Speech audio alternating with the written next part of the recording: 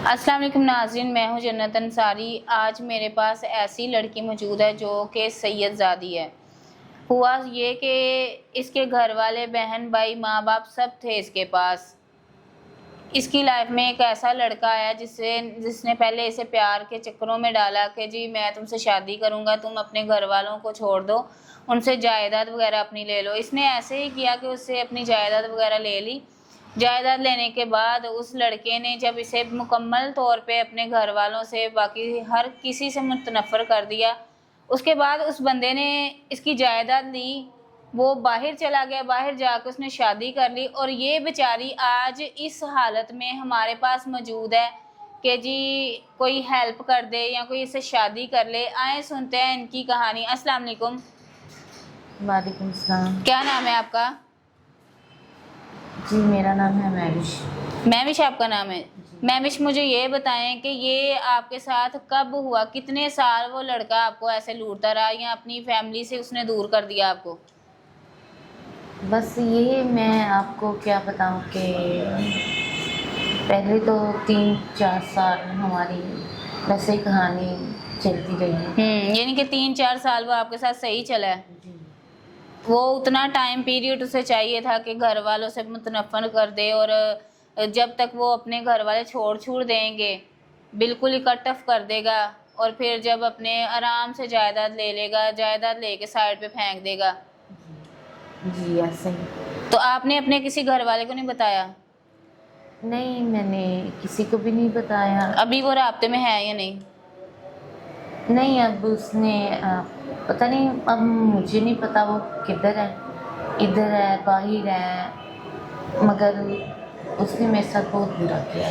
बुरा तो उसने किया, लेकिन आपके घर वाले जो छूट गए हैं उन्होंने कभी नहीं आपके साथ रब्ता किया कि तुम लड़के के साथ हो? तो शादी भी नहीं की उस लड़के ने, कि उस लड़के को ये भी तरस नहीं आया कि ये एक सैयदज़ादी है, हाफिज़ा है, कुरान पाक पढ़ी हुई है, इसके दिल में कुरान है, तो इस लड़की के साथ मैं ऐसे कैसे कर सकता हूँ? ज़रा नहीं उसे ख्याल आया?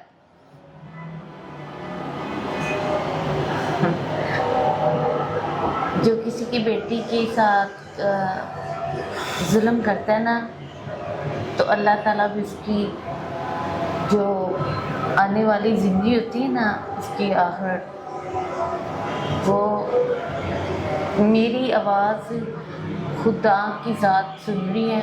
और मैं सब बोलूँगी लड़कियों को कि कभी किसी लड़के के झांसे में नहीं आना।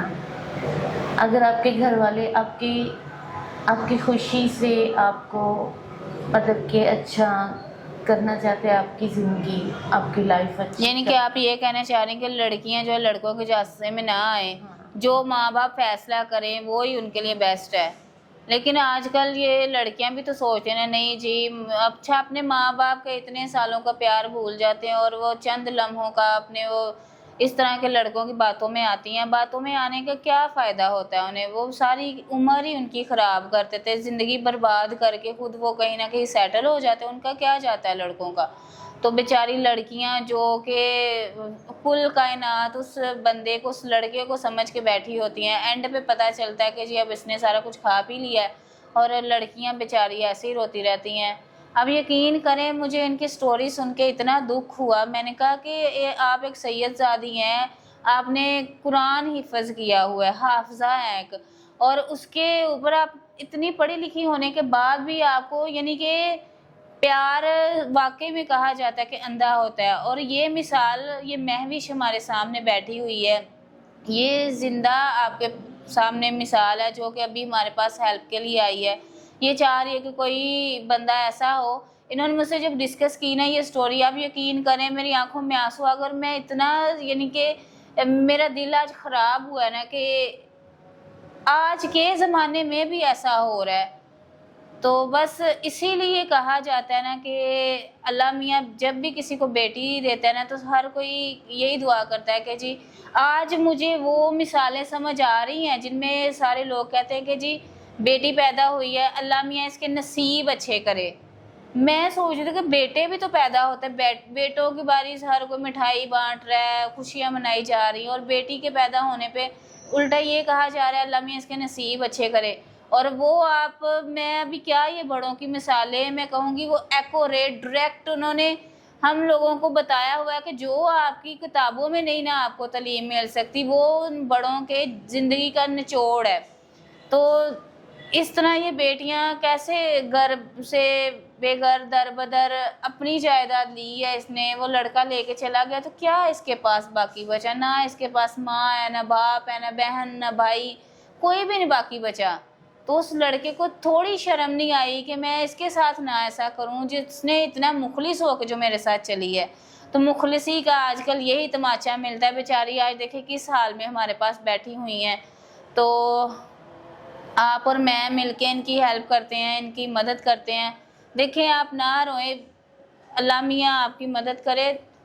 میرے پاس الفاظ نہیں ہے کہ ایسے لوگوں، ایک سید زادی ہو کے یہ مجھے بتا رہی تھی نا، جب مجھے اتنا یہ رو رہی تھی، کہتی ہے کہ ایک سید زادی ہوں میں، اور میں کیسے ان کاموں میں پڑ سکتی ہوں کہ میں ان کے میرا دل کیوں کسی لڑکے کے پیار میں پڑا۔ تو آپ جو لڑکیوں کو یہ کہہ رہی ہیں، آپ اگر اپنے ماں باپ کی مان لیتی تو آج آپ نے اپنے فیملی میں بھی ہونا تھا، آپ کے بچے بھی ہونے، شادی بھی ہو جانی تھی۔ اور اگر آج شادی نہیں ہوئی تو جو آپ نے اپنی من مانی کی یا لڑکے کے پیچھے لگے کسی کی باتوں میں، یہی وجہ ہے نا۔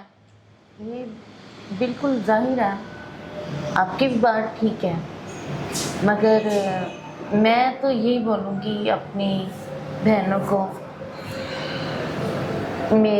میں تو یہ بولوں گی کہ کسی کے دکھاوے پہ مت جاؤ، ٹھیک ہے؟ جو آپ کے ماں باپ بولتے ہیں آپ ان کا احترام کرو، کیونکہ جو وہ دکھاوا کر رہے ہیں وہ صرف دکھا رہے ہیں، بعد میں پتہ نہیں وہ کنگلے نکلیں اور وہ آپ کے پاس جو ہے وہ بھی چھین کے لے جائیں۔